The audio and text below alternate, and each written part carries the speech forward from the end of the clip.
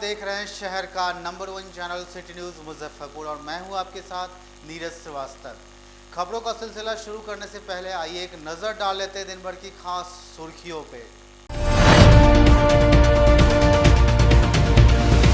Lockdown के पहले दिन शहर में पुलिस एक्शन में दिखी। बेवजह सड़कों पर घूमने वाले लोगों पर चटकाई लाठी। मुजफ्फरपुर रेलवे जंक्शन पर बाहर से आ रहे यात्रियों से मनमाना पैसा वसूल रहे टैक्सी ड्राइवर। और बंगाल में हुए हिंसक झड़प के विरोध में पूर्व मंत्री सुरेश शर्मा ने अपने आवास पर दिया धरना।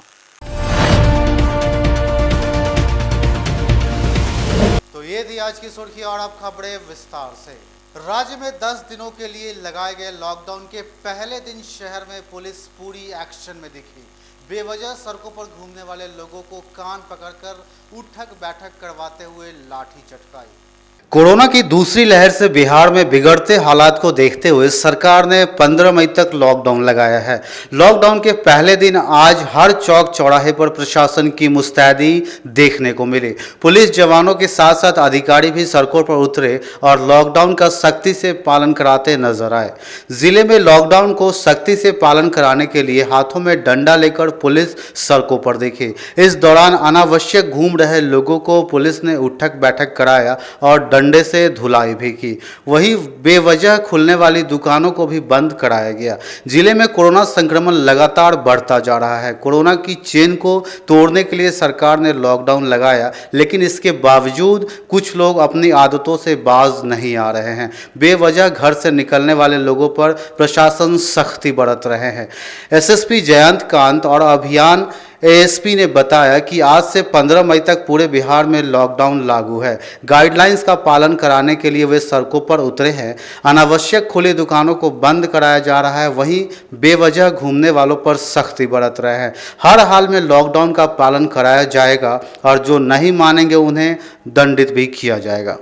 राज्य में लॉकडाउन लगाए जाने के बाद मुजफ्फरपुर रेलवे जंक्शन पर बाहर से आए यात्रियों को अपने घर तक पहुंचने के लिए टैक्सी ड्राइवर को मोटी रकम देनी पड़ रही है। देखिए रिपोर्ट। राज्य में लॉकडाउन लगाते ही इसका नाजायज़ फ़ायदा उठाने वालों की चांदी हो जाती है। कुछ ऐसा ही नज़ारा आज मुजफ्फरपुर रेलवे जंक्शन पर देखने को मिला, जहां बाहर से आ रहे यात्रियों को मनमाने पैसे लेकर उनके घरों पर अवैध रूप से पहुंचाया जा रहा है। यही नहीं, ये सारी गाड़ियां प्राइवेट है, लेकिन इसे अवैध रूप से कॉमर्शियल बनाकर चलाया जा रहा है। एक यात्री को मुसहरी गांव या इससे कहीं दूर जाने के लिए 5,000 रुपये तक वसूले जा रहे हैं।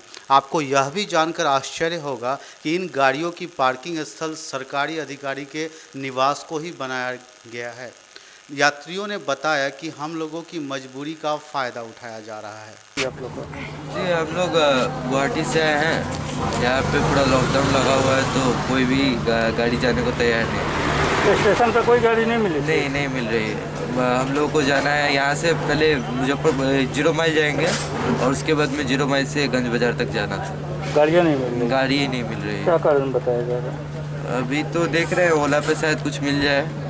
ओला यूबर देखे हैं तो उबेर पे तो कुछ नहीं है। ओला पे शायद बोल रहे हैं कि बाइक मिलेगा, चेक कर रहे हैं।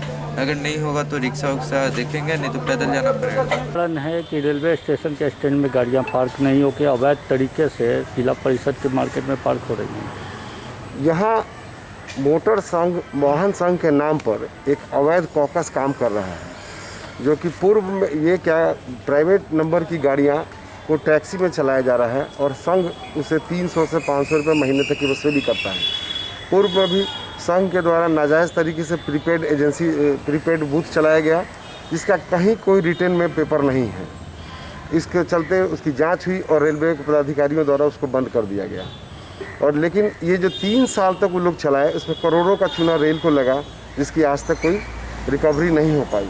उसी तरह संघ के लोग यहाँ अवैध पार्किंग कराते थे और ये जो पूरा कैंपस देखा जा रहा है, ये रेल के द्वारा मोटरसाइकिल के लिए आवंटित है। इसमें संघ के पदाधिकारियों के द्वारा प्रत्येक प्राइवेट वाहन चालकों से, गाड़ी ऑनर से 300 रुपये से 500 रुपये तक महीना लिया जाता था और यहाँ से गाड़ी का प्रचालन होता था। प्रशासन के द्वारा जवाब होता था कि यहाँ से प्राइवेट गाड़ियाँ नहीं चलेगी।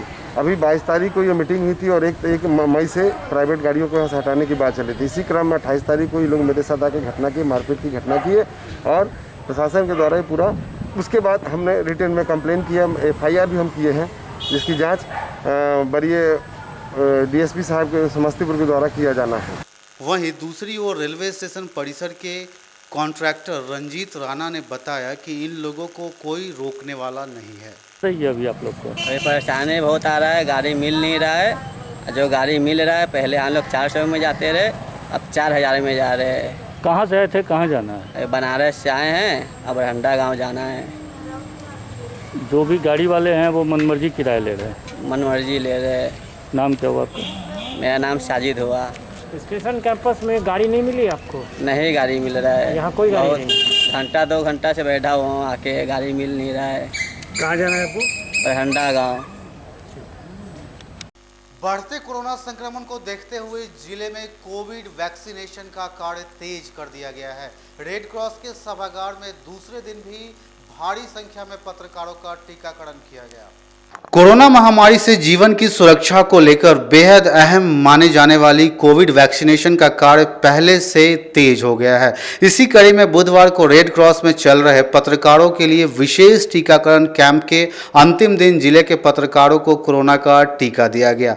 मुख्यमंत्री नीतीश कुमार के द्वारा पत्रकारों को कोरोना वॉरियर्स और फ्रंट लाइनर्स के रूप में योगदान दिया जाने को लेकर बीते दिनों पत्रकारों को भी टीका दिए जाने को लेकर 2 दिनों के वैक्सीनेशन कैंप का आयोजन किया गया था। कैंप के आखिरी दिन जिले में भी ज़्यादा से ज़्यादा पत्रकारों को टीका दिया गया।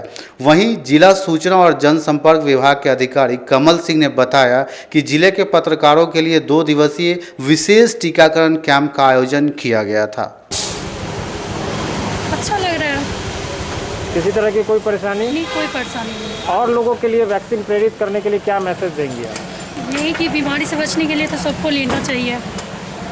किसी तरह की कोई परेशानी नहीं, कोई परेशानी नहीं। वहीं टीका मिलने के बाद एक महिला पत्रकार ने आभार जताया और कहा कि कोविड से लड़ाई में यह वैक्सीन अहम भूमिका निभाएगी, इसलिए इसको सभी को लेनी चाहिए।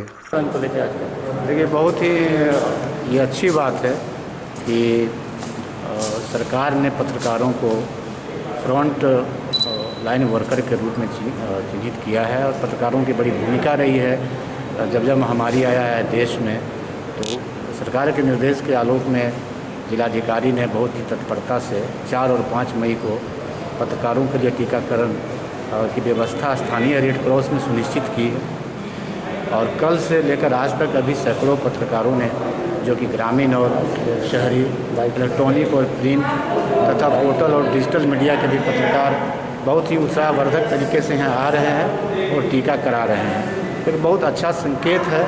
हम समझते हैं कि इसी तरह का यदि माहौल रहा तो टीकाकरण हम 100% करने में कामयाब होंगे और तत्पश्चात कोरोना पर नियंत्रण करने में भी हमें सफलता मिलेगी। टीका को लेकर के भ्रांतियाँ थी, अब क्या सामने? जो भ्रांति अफवाह थी, उस भ्रांति और अफवाह पर अब ध्यान नहीं दें। कोई भ्रांति नहीं है। दोनों ही टीका हमारे लिए सेफ्टी गार्ड है।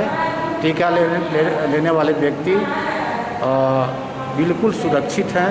कोरोना संक्रमण से एम्बुलेंस चालक की मौत के बाद एम्बुलेंस चालक संघ के सदस्यों ने मुआवजे की मांग को लेकर 1 दिवसीय हड़ताल किया। इस वैश्विक कोरोना महामारी में दूसरों की जान बचाने वाले की जान जब चली जाए तो यह कहीं न कहीं संवेदना का हकदार होता है। मामला मुजफ्फरपुर का है, जहां एक एम्बुलेंस चालक की मौत हो गई। इस घटना के बाद एम्बुलेंस चालकों ने मृतक के मुआवजे की मांग को लेकर हड़ताल की घोषणा कर दी। वहीं देर शाम सिविल सर्जन ने उस सब को मुआवजे का आश्वासन देकर हड़ताल को खत्म करवाया। मृतक का नाम संतोष कुमार है और वह मारूपुर के निवासी बताए जा रहे हैं। 5 दिनों से इनका इलाज मेडिकल कॉलेज में चल रहा था, जहां आज सुबह उनकी मौत हो गई। उनकी मौत से निराश लोगों ने आक्रोश में आकर ऐसा किया, लेकिन सिविल सर्जन ने वक्त रहते मामले को संभाल लिया और हड़ताल समाप्त करवा दिया।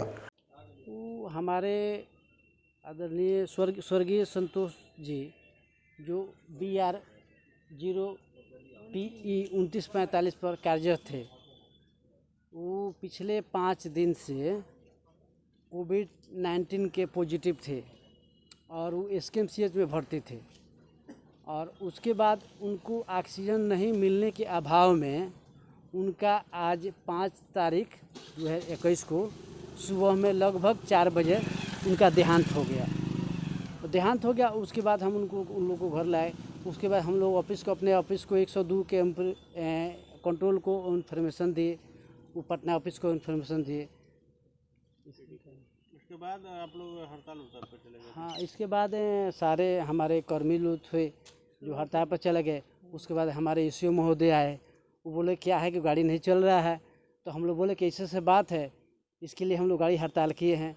तो बोले कि हड़ताल इसका सोल्यूशन नहीं है, हम लोग कंपनी से बात कर रहे हैं और सीए सर से बात कर रहे हैं। तो सीए सर के द्वारा हमारे ईसीओ सर को बात हुआ तो बोले कि हम डीएम सर से बात कर रहे हैं, जो भी मुआवजा आपदा के रूल से होगा वो उनको मिलेगा और उसके बाद जो भी होगा आर्टिफिशियल रिपोर्ट आएगा मिलेगा तो उसके बाद जो 50 लाख का इंश्योरेंस होगा वो ऑफिस के माध्यम से इंश्योरेंस द्वारा दिलवाया जाएगा। सिटी न्यूज़ में फिलहाल वक्त हो चला एक छोटे से ब्रेक का, तो फौरन हाजिर होते हैं, कहीं मत जाइए, बने रहिए सिटी न्यूज़ के साथ। शिक्षा के क्षेत्र में अपना एक स्थान बनाने में सफल आवासीय भारतीय इंटरनेशनल स्कूल बच्चों को नर्सरी से लेकर +2 तक की बेहतर शिक्षा देने को लगातार प्रयासरत है। सीबीएसई पाठ्यक्रम पर आधारित यह स्कूल पढ़ाई के साथ साथ खेलकूद और व्यक्तित्व विकास पर विशेष ध्यान दे रही हैं। हमारी मुख्य विशेषताएं हैं छात्राओं के लिए हॉस्टल की व्यवस्था, अनुभवी एवं प्रशिक्षित शिक्षकों द्वारा बच्चों की देखभाल, स्पोर्ट्स और आत्मरक्षा की भी तैयारी दी जाती है। प्रत्येक कक्षा में स्मार्ट क्लास द्वारा शिक्षण की सुविधा, सुसज्जित पुस्तकालय की व्यवस्था, कक्षा 1 से कक्षा 10 तक कंप्यूटर की मुफ्त शिक्षा, सुसज्जित विज्ञान प्रयोगशाला, छात्र एवं छात्राओं के लिए संगीत तथा नृत्य की शिक्षा की अलग अलग व्यवस्था है। अंग्रेजी बोलने की कला की शिक्षा, सीसीटीवी कैमरे से सुसज्जित विद्यालय। तो हमारा पता याद रखें, हमारा पता है आवासीय भारतीय international school, main road NH 57, Ahiyapur, Muzaffarpur.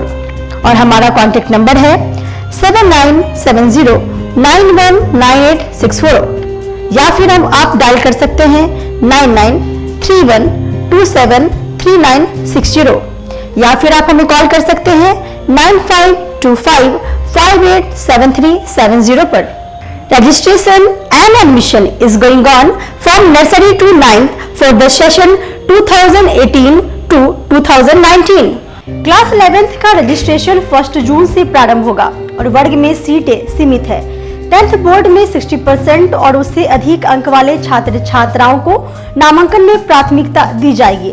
Muzaffarpur की शान और अपने कलाकृतियों से बॉलीवुड के स्टारों में अपनी पहचान बना चुका बाबा की दुकान लहठी भंडार पिछले 50 वर्षों से आपके पसंद का ख्याल रखती है। यहाँ से लाह की बहुरानी सेट बॉलीवुड की स्टार ऐश्वर्या राय ने अपनी शादी में पहनी थी। यहाँ से राजनीतिक गलियारों के नामचीन चेहरों की दुल्हन भी सजी थी।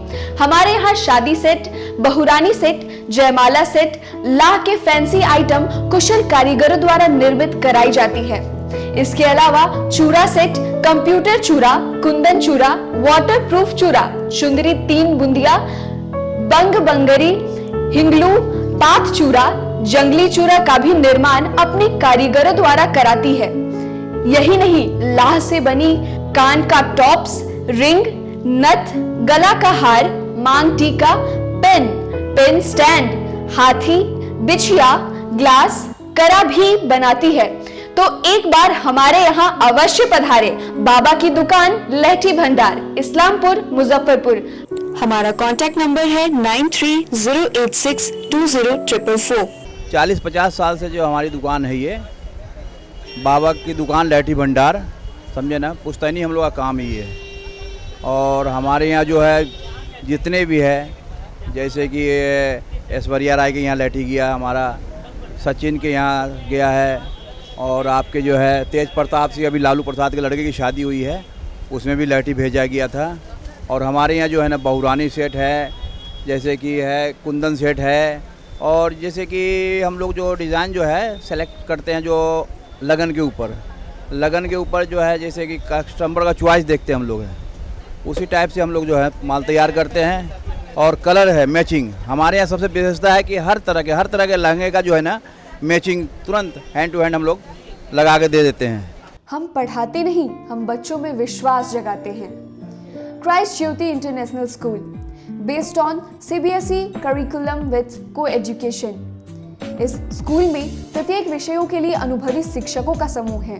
विद्यार्थियों को अलग से ट्यूशन पढ़ने की आवश्यकता बिल्कुल नहीं है। बच्चों को प्रत्येक विषयों के लिए अलग से अतिरिक्त कक्षाएं दी जाती हैं। साइंस और कंप्यूटर लैब की व्यवस्था के साथ उत्तम खेल कूद के लिए बड़ा सा कैंपस भी है। नर्सरी के बच्चों को खेल कूद की विधि से पढ़ाई जाती है। केंद्रीय माध्यमिक शिक्षा बोर्ड पर आधारित पाठ्यक्रम से कक्षा प्ले हाउस व नर्सरी से अष्टम वर्ग तक ये नामांकन प्रारंभ है। तो नामांकन के लिए तुरंत संपर्क करें।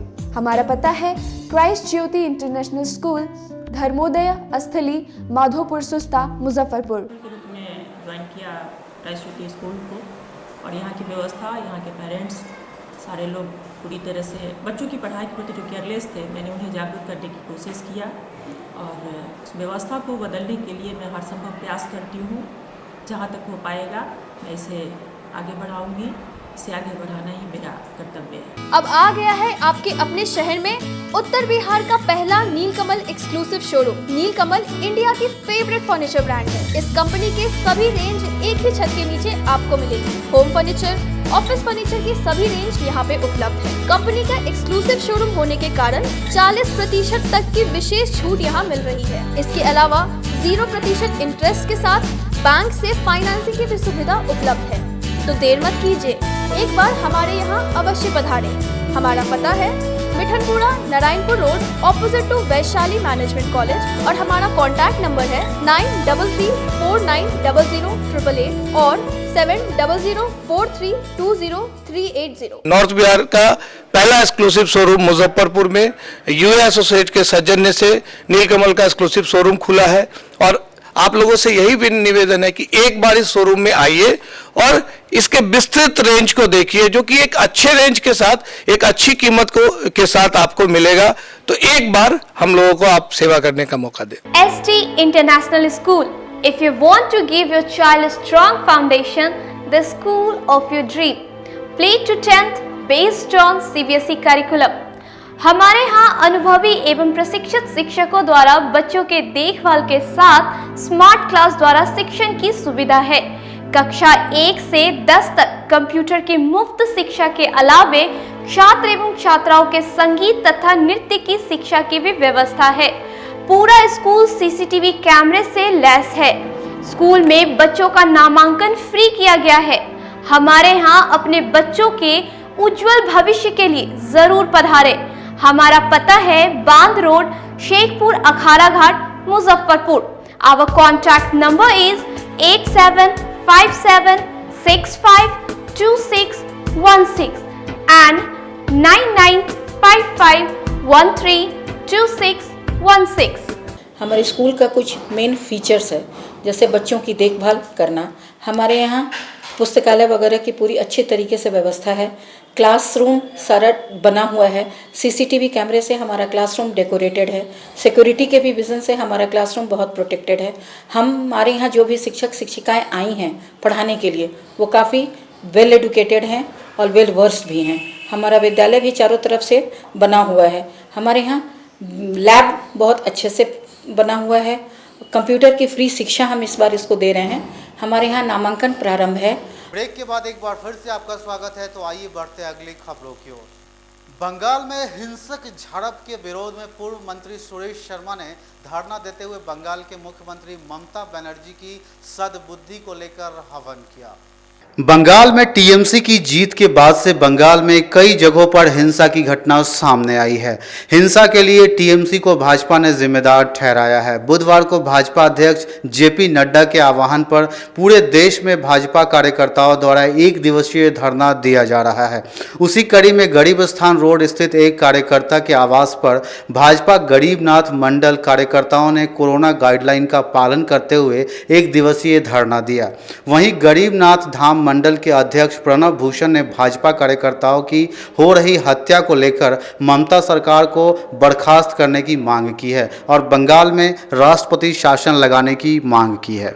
बंगाल चुनाव के बाद जिस तरह से भाजपा के कार्यकर्ताओं के साथ तानाशाहीपूर्ण रवैया करते हुए उनके साथ मारपीट, आगजनी और महिलाओं के साथ दुराचार किया जा रहा है, उसके खिलाफ हम सभी भारतीय जनता पार्टी के कार्यकर्ता आज एक दिवसीय धरना पर बैठे हैं। और हम लोगों का मांग राष्ट्रपति जी से यही है कि बंगाल में अविलंब राष्ट्रपति शासन लागू हो और ममता बनर्जी को बर्खास्त किया जाए। प्रणव भूषण, गरीबनाथ मंडल अध्यक्ष, भारतीय जनता पार्टी, मुजफ्फरपुर।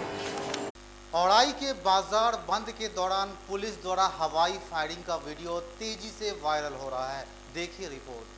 जिले में एक फायरिंग का वीडियो सोशल मीडिया पर तेजी से वायरल हो रहा है। बताया जा रहा है कि यह वीडियो औड़ाई थाना क्षेत्र की है, जहां बाजार बंद करवाने गई पुलिस पर जब स्थानीय लोग हमला कर दिया, जिसके बाद पुलिस द्वारा भय बनाने के लिए हवाई फायरिंग की गई। वीडियो में साफ तौर पे आप देख रहे होंगे कि पुलिस की गाड़ी खड़ी है और लोगों की भीड़ जुटी हुई है। अचानक फायरिंग की आवाज़ सुनते ही लोग इधर उधर भागना शुरू कर दिए। मिली जानकारी के अनुसार यह वीडियो 2 दिन पूर्व की है, जहां औड़ाई थाना की पुलिस सिमड़ी बाजार को बंद करवाने गई थी। इसी क्रम में सभी सब्जी वाले पुलिस टीम पर हमला कर दिए, जिसके बाद पुलिस को फायरिंग कर स्थिति को नियंत्रण किया गया। फिलहाल पुलिस वीडियो के आधार पर लोगों को चिन्हित कर आगे की कार्रवाई शुरू कर दी है। को लेकर के जो दिशा निर्देश प्राप्त हुई है पटना मुख्यालय से एवं डीएम और सीनियर एसपी मुजफ्फरपुर के द्वारा, उसके लिए सभी थाना को और सभी एरिया में 11 बजे के बाद सभी दुकान को बंद कराने के लिए अभियान चलाया गया, जिसमें थाना प्रभारी, सीओ और अन्य भी यहाँ पर मौजूद थे।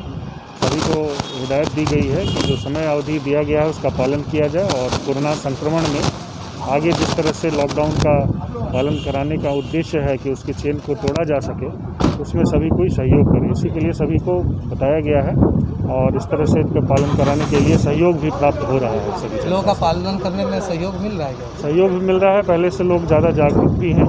कुछ लोगों को जो समय अवधि के बारे में पता नहीं है, तो हम लोगों ने अभी अभियान चला करके सभी को सूचित किया है और वो सहयोग कर रहे हैं। मौसम के उतार चढ़ाव ने लीची के फसल को भारी नुकसान पहुंचाया है। इस वर्ष लीची के फसल कम होने से किसान काफी परेशान दिखे। देखिए रिपोर्ट। देश और विदेशों में अपनी मिठास से जिले का नाम रोशन करने वाला लीची इस वर्ष कोरोना और मौसम की उदासीनता का शिकार हो गया है। दरअसल जिले के लीची किसान कोरोना की दूसरी लहर से परेशान हैं। साथ ही साथ मौसम के अनुकूल नहीं होने के कारण लीची की पैदावार कम होने को लेकर किसान ज़्यादा चिंतित है। पिछले वर्ष से कोरोना की मार झेल रहे लीची किसान के उम्मीदों पर मौसम की अनुकूलता ने पानी फेर दी है। इस वर्ष जिले के लीची बागानों में अधिक समय तक नमी रहने और अचानक गर्मी आ जाने के कारण लीची के पौधों में मंजर कम लगे हैं, जिससे फलों की संख्या कम है। मोतीपुर के लीची किसान राहुल सिंह का कहना है कि इस बार अभी तक बाहर के व्यवसायियों ने लीची के बाग नहीं खरीदे हैं। वे लीची के और पुष्ट आकार लेने का इंतजार कर रहे हैं। पिछले साल लॉकडाउन की वजह से किसानों को बड़ा नुकसान हुआ था। इस बार भी कुछ इसी तरह की स्थिति बन रही है। साथ ही बताया कि बागानों में पेड़ों पर फल तो आए हैं, अब समय से पहले तेज धूप और उच्च तापमान की वजह से फल अभी तक पूर्ण विकसित नहीं हुए हैं और फटकर गिर रहे हैं। ऐसी परिस्थिति रही तो इस बार भी लीची किसानों को काफ़ी नुकसान उठाना पड़ेगा।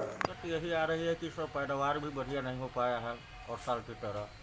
दूसरी चीज़ क्या है कि सब मौसम भी मार खा रहा है, इधर लॉकडाउन भी लग गया, उससे भी हम लोग मार खा रहे। बाहर से कोई जो भी है व्यापारी आ नहीं रहा है, हम लोग को रोड पर आने का नौबत आ गया हुआ है। उपज कैसी हुई है? मतलब लीची की फसल इस बार इस बार लीची के ऊपर तो मिराज उड़ा के है, तो उतना बढ़िया भी फट रही, जो भी है वो सब फट रहा है। और मौसम के बारिश नहीं होने के कारण बहुत परेशान है हम लोग। अगर बारिश नहीं होती है तो कितने का नुकसान होगा? लगभग टोटली नुकसान जाएगा। 1 रुपया इससे मुनाफा होने की संभावना नहीं। सरकार की तरफ से कोई मदद वगैरह कुछ? सरकार जो हम लोग किसान को उचित समझे वो मुआवजा दे दे तो बढ़िया रहेगा। अभी तक तो कोई ताकने तक नहीं आया है कोई लोग। आज की खबरों में फिलहाल इतना ही, तो कल फिर मिलेंगे कुछ नई खबरों के साथ। तब तक के लिए इजाज़त दीजिए हमारी न्यूज़ टीम को। नमस्कार।